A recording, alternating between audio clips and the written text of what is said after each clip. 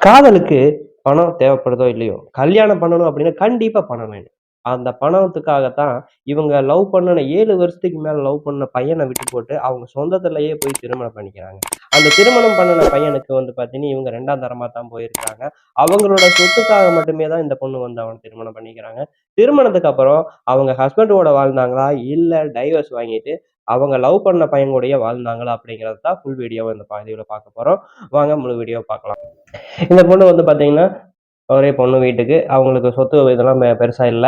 ஒரே பொண்ணுங்கிறதுனால நல்லா செல்லம் குடுத்து வளர்த்துறாங்க. அவங்க ஸ்கூல் படிக்கும்போதே ஒரு பையன் கூட லவ் பண்ணிட்டு இருந்திருக்காங்க. அந்த லவ் வந்து பார்த்தீங்கன்னா, சில காலத்திலேயே பிரேக்கப் ஆயிருது. ஸ்கூல் முடிச்சு திருப்பி காலேஜ் போறாங்க. அங்க வந்து பார்த்தீங்கன்னா தான், ஸ்டார்ட்டிங்ல ஒரு பையன் கூட வந்து லவ் பண்ண ஆரம்பிக்கிறாங்க. அந்த பையன் கூடயுமே வந்து பார்த்தீங்கன்னா, ரொம்ப சின்சியரா லவ் பண்ணிட்டு இருக்காங்க. அந்த ஒரு லவ் மட்டும் தான் வந்து பார்த்தீங்கன்னா, நிரந்தரமா போயிட்டே இருக்குது. இவங்களும் வந்து பார்த்தீங்கன்னா, காலேஜ் முடிச்சு, 1 டிகிரி முடிச்சு 2வது டிகிரிக்காக மறுபடியும் அப்ளை பண்றாங்க. மறுபடியும் அந்த 2ண்ட் டிகிரி பண்ணி முடிக்கும்போதும் அதே பையன மட்டும் தான் லவ் பண்ணிட்டு இருக்காங்க. இப்படியே வந்து பார்த்தீங்கன்னா, பல 5 வருடங்களுக்கு பக்கம் இவங்களோட லைஃப் போயிட்டு இருக்கு. இந்த 5 வருடங்களுக்கு அப்புறம் அவங்க வந்து பார்த்தீங்கன்னா, மறுபடியும் வேலைக்கு போகணும்னு சொல்லி பார்க்குறாங்க. வேலைக்கு ஒரு கம்பெனிக்கு போறாங்க. அந்த கம்பெனிலேயே வந்து பார்த்தீங்கன்னா, இந்த பொண்ணும் வந்து பார்த்தீங்கன்னா, அவங்க லவ் பண்ண பையனையும் வந்து அங்கேயே கம்பெனிலேயே சேர வைக்கிறாங்க. இவங்க 2 பேருமே அங்க லவ் பண்ணிட்டு ஒர்க்க வந்து லைஃப்ப நல்லா கொண்டு போயிட்டு இருக்காங்க. இப்படியே பல காலங்கள் போயிட்டு இருக்குது. அப்ப வந்து பார்த்தீங்கன்னா, இவங்களுடைய மேரேஜ்க்காக அவங்க அம்மா, அப்பா வந்து சொந்தத்துல வந்து ஒரு பையனுக்கு வந்து 2ண்ட் மேரேஜ் பண்ண போறாங்க.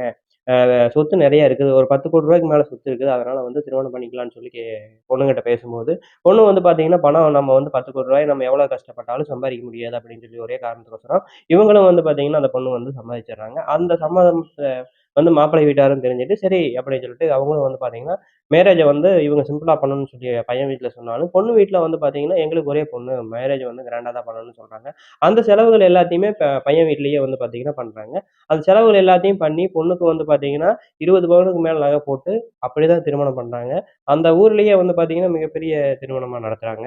ஃபர்ஸ்ட்டு இந்த பையனோட மேரேஜ விட 2ண்ட் மேரேஜ வந்து சிறப்பா பண்றாங்க. இப்படி சிறப்பான மேரேஜ் பண்ணுனதுக்கு அப்புறம் வந்து பார்த்தீங்கன்னா, இவங்க ஹனிமூனுக்காக வந்துட்டு பார்த்தீங்கன்னா, வெளி மாநிலங்களுக்கு இமயமலை அந்த மாரி வந்து பார்த்தீங்கன்னா, வெளி மாநிலம், வெளிநாடுகளுக்கு வந்து பார்த்தீங்கன்னா, போயிட்டு வர்றாங்க. இப்படியே வந்து சில காலங்கள் போகுது. இந்த மாரி காலகட்டத்தில அந்த ஃபர்ஸ்ட்டு லவ் பண்ண பையன்கிட்ட எப்படி வந்து இவங்களுடைய லவ்வ வந்து பிரேக்கப் பண்ணாங்க அப்படிங்கிறத பத்தியும் ஒரு சில டைம் தெரிஞ்சுக்குவோம். அந்த லவ் பண்ண பையன் கூடயும் வந்து பார்த்தீங்கன்னா, இவங்க வந்து ஒர்க் பண்ணயிலேயே லிவிங் டுகெதர்ல இருந்திருக்காங்க. 2 பேருமே ஒரே ரூம்ல எடுத்து நிறைய காலங்கள கொண்டு போயிட்டு இருந்திருக்காங்க. 2 வருஷத்துக்கு மேல இவங்க சம்பாரிக்கிற பணத்துல 80, 90% செலவே பண்ணியிருக்காங்க. ஏன்னா, ஆடம்பர செலவுகள் இது அதிகமா பண்ணதுனால, இவங்க வந்து சேவிங்ஸ் அதிகமா பண்ண முடியல. இப்படியே காலங்கள் போயிட்டு இருக்கப்ப தான் அந்த பொண்ணுக்கு வந்து பார்த்தீங்கன்னா, இவங்க பெற்றோர் சைடுல இருந்து ஒரு அலைன்ஸ் வந்திருக்குமா, இப்படி ஒரே பையன் தான் வந்து பார்த்தீங்கன்னா, பையனுக்கு சொத்து வந்து ரூ. 10,00,00,000 மேல இருக்கு. ஒரே பையன் பிசினஸ் எல்லாம் நல்லா பண்ணிட்டு இருக்காப்படி. ஏற்கனவே திருமணம் பண்ணுனது ஆக்சிடென்ட்ல வந்து அந்த பொண்ணு வந்து இறந்துருச்சு. அதனால வந்து 2வது மேரேஜ்க்காக பார்க்குறாங்க. அப்படின்னு சொல்லி பேசுறாங்க. அத வந்து இந்த பொண்ணு அந்த லவர்கிட்ட பேசுறாங்க. ஃபர்ஸ்ட்டு வந்து இந்த பொண்ணுக்குமே ஒரு ஐடியா இல்லாம இருந்தது. அந்த பொண்ணு வந்து பார்த்தீங்கன்னா, இவங்களும் 2 பேருமே யோசிச்சு பார்த்துட்டு இருந்தபோது, நம்ம எவ்வளவுதான் வந்து இவங்க கூட லைஃப் கஷ்டப்பட்டாலும், நம்ம வந்து ரூ. 5,00,00,000 பணங்கிறது வந்து பார்த்தீங்கன்னா, எவ்வளவுதான் நம்ம காலம் ஃபுல்லா கஷ்டப்பட்டாலும், ரூ. 10,00,00,000 வரைக்கும் நம்ம சேமிக்கணுங்கிறது வந்து பார்த்தீங்கன்னா, மிகப்பெரிய கஷ்டமான விஷயம் அப்படின்னு சொல்லி இந்த பொண்ணு அந்த பையன்கிட்ட வந்து லவர் கிட்ட பேசுறாங்க. அவனும் வந்து பார்த்தீங்கன்னா, அது உண்மைதான் அப்படின்னு சொல்லி சொல்றான். அதனால நான் ஒரு பிளான் சொல்றேன். உனக்கு ஒத்து வருதான்னு பாரு அப்படின்னு சொல்லி சொல்லும்போது, இந்த பொண்ணு வந்து பார்த்தீங்கன்னா, என்ன பிளான் சொல்லுதுன்னா, நான் அந்த பையன வந்து மேரேஜ் பண்ணிக்கிறேன் எங்க சொந்தத்திலேயே. அந்த பையன்கிட்ட ரூ. 10,00,00,000 மேல சொத்து இருக்குது. அது இல்லாம அவன் தனியா பிசினஸும் பண்ணிட்டு இருக்கான். நம்ம அதிலிருந்து எந்த அளவுக்கு நான் சேஃப்டி பண்ண முடியுமோ, அந்த அளவுக்கு சேஃப்டி பண்ணிட்டு, பின்னாடி அவன ஒரு 2 வருஷம் கழிச்சு, எங்களுக்கு 2 பேத்துக்கு குழந்தை இல்ல அப்படின்னு சொல்லி ஒரு காரணத்த சொல்லி, நான் வந்து அந்த பையன்கிட்ட இருந்து டைவர்ஸ் வாங்கிக்கிறேன் அப்படின்னு சொல்லி இந்த லவர் கிட்ட பேசுறாங்க. இவங்களும் வந்து அத எப்படி அந்த விஷயத்த சொல்ல முடியும்? அவங்க கூட நான் எப்பவுமே ரிலேஷன்ஷிப் இருக்கிறதுக்கு வந்து நான் முடிஞ்ச வரைக்கும் தவிர்த்துடுறேன். அப்படி இருந்தாலும் நான் அந்த கரு வந்து தங்காத அளவுக்கு நான் என்னென்ன பண்ண முடியுமோ எல்லா விஷயங்களும் பண்ணிடுறேன். நாளைக்கு வந்து டைவர்ஸ் பண்ணும்போது கேட்டாலும், நான் இந்த ரீசன் சொல்லிட்டு அந்த பையன நான் வந்து டைவர்ஸ் பண்ணிக்கிறேன் அப்படின்னு சொல்லி இந்த லவர் கிட்ட பேசுறாங்க. இவனுக்கு ஃபர்ஸ்ட் வந்து வேண்டான்னு சொன்னாலும், 2வது வந்து இவ்வளவு பணம் வருது. தன்னோட லவ்வரை விட்டுக் கொடுக்க முடியல. நம்மனால இவ்வளவு பணம் சேமிக்க முடியாது அப்படின்னு சொல்லிட்டு, இவனும் அந்த திருமணத்துக்கு சம்மதம் சொல்லிடுறான். இந்த விஷயங்கள் எல்லாம் நடந்ததுக்கு அப்புறம் தான், அந்த பெண் வந்து பார்த்தீங்கன்னா, இந்த திருமணத்துக்கு சம்மதிச்சுக்கிறாங்க. திருமணமும் நல்லா கிராண்டா பண்ணுனதுக்கு அப்புறம், இவங்க வந்து பார்த்தீங்கன்னா, வெளிநாடு எல்லாமே சுத்துனதுல, இந்த பொண்ணுக்கு வந்து பார்த்தீங்கன்னா, லவ்வர விட இவங்க வீட்டுக்கார் மேல ஈர்ப்பு அதிகமா வந்துருது. இப்படியே வந்து சில காலங்கள் போகும்போது, அந்த பொண்ணு வந்து பார்த்தீங்கன்னா, கன்சீவ் ஆகுறாங்க. கன்சீவ் ஆகி ஒரு குழந்தையும் பிறக்குது. இந்த குழந்தை பிறந்ததுக்கு அப்புறம் வந்து, அந்த லவருக்கு விஷயம் தெரியுது. அவன் "என்னம்மா நீ குழந்தை பிறக்காதுன்னு சொல்லி சொன்ன, இப்போ குழந்தை பிறந்திருக்கு" அப்படின்னு சொல்லி சொல்லும்போது, அவனும் வந்து பார்த்தீங்கன்னா, "என்னால எவ்வளவோ ட்ரை பண்ணேன். பண்ண முடியல" அப்படின்னு சொல்லி அந்த பொண்ணு வந்து பார்த்தீங்கன்னா, தன் கூட 7 வருஷமா லவ் பண்ணிட்டு, தன் கூடயே ரிலேஷன்ஷிப்லயே இருந்துட்டு, அவ ஒர்க் பண்ற கம்பெனியே நம்மளையும் ஒர்க் பண்ண வச்சுட்டு, இவ்வளவு நாள் நம்மள கூட இருந்துட்டு, இப்போ இவ சொன்ன பிளான் படி தான் எல்லாமே பண்ணணும் அப்படின்னு சொல்லி இந்த காதலனுக்கு ஒரு எரிச்சல் வர ஆரம்பிச்சது. அவன் மேல கோவம் வர ஆரம்பிச்சது. இவன் அந்த கோவத்த வந்து எப்படி கொண்டு போறான்னு பார்த்தீங்கன்னா, இவங்க 2 பேரும் ஒண்ணா இருந்த ஃபோட்டோஸ், வீடியோஸ் எல்லாத்தையுமே எடுத்து, "உன் ஹஸ்பண்ட் கிட்ட நான் காட்டிருவேன்" அப்படின்னு சொல்லி பிளாக்மெயில் பண்ண ஆரம்பிக்கிறான். அந்த பொண்ணுக்கும் வந்து பார்த்தீங்கன்னா, இவன விட அந்த ஹஸ்பண்டுக்கு வந்து உண்மையா இருக்கணும். இதுக்கு பின்னாடி நம்ம வந்து தப்பு பண்ணிட்டோம். திருமணத்துக்கு அப்புறம் தப்பு பண்ணக்கூடாதுன்னு சொல்லி உணர்ந்து, அந்த ஹஸ்பண்ட் கூடயே நல்லா குடும்பம் நடத்தி வாழ்ந்துகிட்டு இருக்காங்க. இந்த விஷயத்த இவன் லவ்வர் சொல்லும்போது, அந்த பொண்ணுக்கு வந்து பார்த்தீங்கன்னா கோவம் வருது. முதல்ல வந்து நான் உனக்கு தேவையான பண வசதிகள் எல்லாம் செஞ்சு குடுக்குறேன்னு சொல்லிட்டு, ஹஸ்பண்ட் கிட்ட இருந்து ஒவ்வொரு சில விஷயங்கள ஒவ்வொரு விஷயமா தெரியாம, ஹஸ்பண்டுக்கு தெரியாம பணம், நகை இது எல்லாமே கொஞ்சம் கொஞ்சமா குடுக்க ஆரம்பிக்கிறாங்க. இப்படியே ஒரு ரூ. 20,00,000 வரைக்கும் வீட்டுக்காரருக்கு தெரியாமயே குடுத்துருக்காங்க.